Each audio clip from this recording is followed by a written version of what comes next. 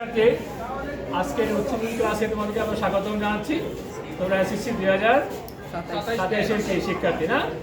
আচ্ছা, আমরা আজকে এমন একটি বিষয় তোমাদের উপস্থাপন করব যেটা বিষয়টা খুবই আনন্দদায়ক। আমাদের দশম অধ্যায়ের 10.2 এর দ্বিপদী নিশ্চিত একটি মৌলিক বিষয় আলোচনা করব। আচ্ছা, আমরা এই চিহ্নটা সবাই চিনি তো নাকি?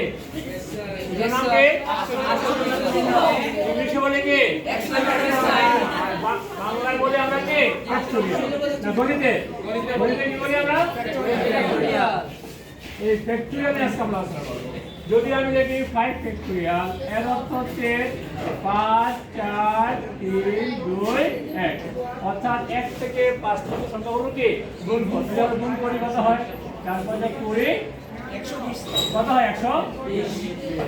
যদি আমি 4 ফ্যাক্টরিয়াল করি কত হবে? কেবল ভাই সরল দ্বারা দেখি তো, সরল দ্বারা 4 ফ্যাক্টরিয়াল হবে 4 × 3 × 2 × 1, অর্থাৎ 1 থেকে 4 পর্যন্ত সংখ্যাগুলো কি গুণফল। তাহলে দাও দেখি তো, বলো দেখি 0 ফ্যাক্টরিয়াল মানে কত?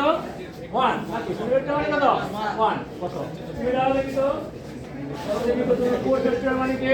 4 ফ্যাক্টরিয়াল মানে বোঝায় যে 4 থেকে 1 পর্যন্ত সংখ্যাগুলো গুণফল কি গুণফলকে আমরা কি 4 ফ্যাক্টরিয়াল বলবো।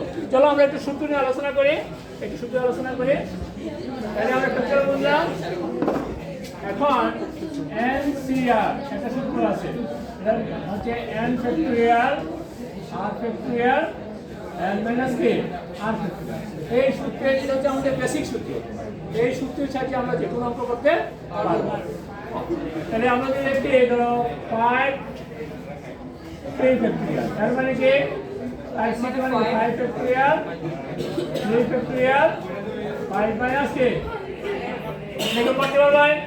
আসলে দেখি একটু করো দেখি তো, ধরো করো দেখি তো, দেখো করো দেখি করো করো হ্যাঁ দেখো দেখি করো 5 হ্যাঁ 5 1 2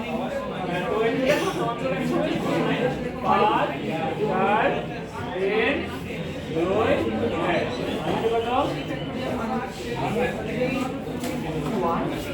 5 minus 2, so 1 into 2 factor, right? The 2 লেখা হয়ে যাবে নাকি 1 into লেখা করে right?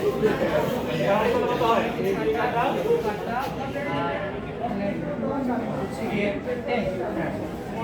দেখো, এটাকে আমরা আরো সহজে একটা করতে পারি। এটা তো মূল নিয়ম।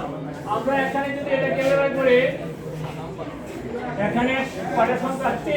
তাহলে আমরা 5 4 3 মানে 1 2 কত 3 3 3 কাটা আর 2 কত 10। তাহলে আমরা এই নিয়মও করতে পারি।